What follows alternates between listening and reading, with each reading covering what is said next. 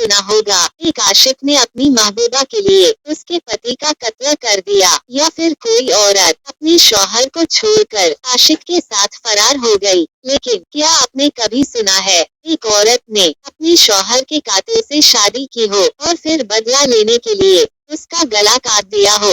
नमस्कार दोस्तों, मैं हूँ आकांक्षा त्रिपाठी। हमारे चैनल क्राइम्स रिपोर्ट पर आपका बहुत बहुत स्वागत है। आज हम आपके लिए एक ऐसी मर्डर मिस्ट्री लेकर आए हैं जो आपको सोचने पर मजबूर कर देगी। यह कहानी है बदले की, जहां एक पत्नी ने अपने पति के कातिल से पहले शादी की और फिर उसे मौत के घाट उतार दिया। ये हैरान कर देने वाली कहानी है पूर्वी दिल्ली के मुस्तफाबाद इलाके की। एक ऐसी कहानी जिसने पूरी दिल्ली को हिला कर रख दिया। पूर्वी दिल्ली का मुस्तफाबाद इलाका, जहां बड़ी संख्या में मुस्लिम आबादी रहती है, वहां घनी आबादी के बीच सलीम नाम का एक बांग्लादेशी घुसपैठिया रहता था। सलीम अवैध तरीके से भारत में घुसा था। यहाँ आकर उसने कबाड़ का धंधा शुरू किया और कबाड़ के कारोबार से उसने खूब पैसा कमाया। एक आलीशान मकान बना लिया जिसके नीचे कबाड़ का गोदाम था और ऊपर 3 मंजिला घर। पैसे और दौलत के बावजूद सलीम की जिंदगी में एक खालीपन था।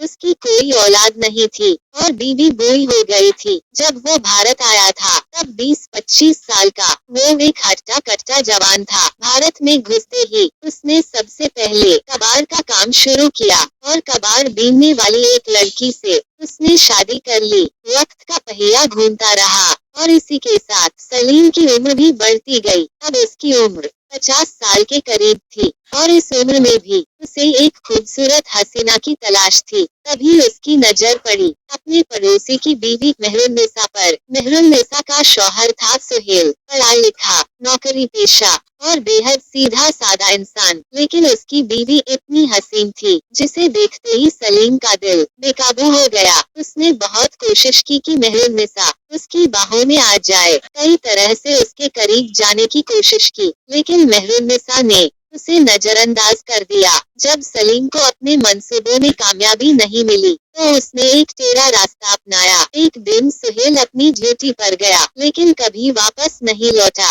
अचानक कहाँ लापता हो गया, किसी को कुछ पता नहीं चला। पुलिस और परिवार ने खूब खोजबीन की लेकिन सुहेल का कोई सुराग नहीं मिला। मेहरुन्निसा के पास 2 छोटे बच्चे थे और कमाई का कोई जरिया नहीं था। सलीम ने इसी मौके का फायदा उठाया। उसने मेहरुन्निसा की मदद करना शुरू कर दिया। घर का किराया दिया, राशन भरवाया और हाथ खर्च के लिए मेहरुन्निसा को पैसे दिए। मेहरुन्निसा सलीम के एहसानों तले दब गई और एहसानों तले दबाकर सलीम ने उसे कब जिस्म तले दबा लिया, इसका एहसास तक मेहरुन्निसा को नहीं हुआ। पास के एक मोहल्ले में किराए का कमरा लिया और मेहरुन्निसा को उस कमरे में रख दिया। मेहरुन्निसा का सारा खर्च सलीम उठाता था और बदले में हर रोज नोचता खसोटता था। मेहरुन्निसा का जवान जिधर वक्त गुजरता गया। 4 साल बीत चुके थे। सुहेल को गायब हुए और एक दिन मेहरुन्निसा को पता चला उसके पति सुहेल के गायब होने के पीछे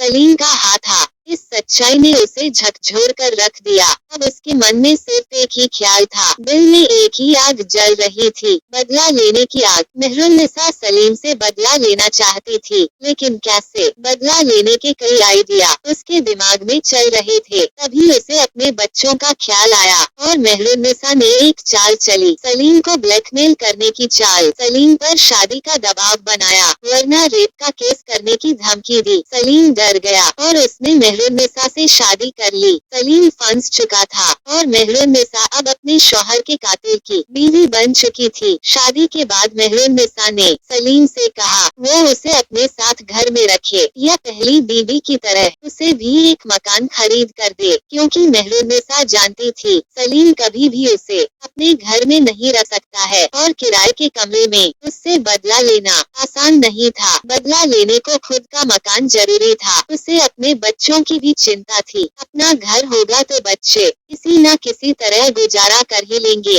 उन्हें कहीं इधर उधर भटकना नहीं पड़ेगा। यही सोचकर उसने सलीम को एक अलग मकान खरीदने पर मजबूर कर दिया। जैसे ही उसके बच्चे सुरक्षित हो गए उसने अपने बदले को अंजाम देने की योजना बनाई। एक दिन मेहरुन्निसा ने सलीम को खाने में नींद की गोलियां मिलाकर बेहोश कर दिया। बेहोश होने पर उसने सलीम को लोहे की मोटी जंजीरों से बांध दिया। जब सलीम को होश आया तो उसने मेहरुन्निसा के हाथ में एक बड़ा सा गंडासा देखा। उसने सलीम से पूछा, कहाँ है मेरा शौहर सुहेल? तूने उसके साथ क्या किया था? मेहरुन्निसा का चंडी रूप देखकर सलीम बहुत ज्यादा डर गया। घबराहट में उसने सुहेल की हत्या का पूरा सच मेहरुन्निसा को बता दिया। मेहरुन्निसा ने इस कबूलनामे का वीडियो बना लिया और फिर बिना किसी हिचकिचाहट के एक ही झटके में उसने सलीम का सिर धड़ से अलग कर दिया। इसके बाद उसने खुद 100 नंबर पर फोन करके पुलिस को बुलाया। पुलिस आई और मेहरुन्निसा को गिरफ्तार कर लिया। उसने पुलिस को बताया, सलीम को मारने का उसे कोई पछतावा नहीं है। उसने तो बस अपने पति की मौत का बदला लिया है, जिसका कबूलनामा भी उसके पास है। फिलहाल मेहरुन्निसा जेल में है। सलीम की हत्या के जुर्म में उस पर केस चल रहा है। अब फैसला अदालत करेगी। एक कातिल के कत्ल पर मेहरुन्निसा को सजा मिलेगी या इंसाफ? आपको क्या लगता है? अपने शौहर के कातिल को मारकर मेहरुन्निसा ने सही किया या उसे ऐसा नहीं करना चाहिए था? अपनी राय कमेंट करके जरूर बताएं।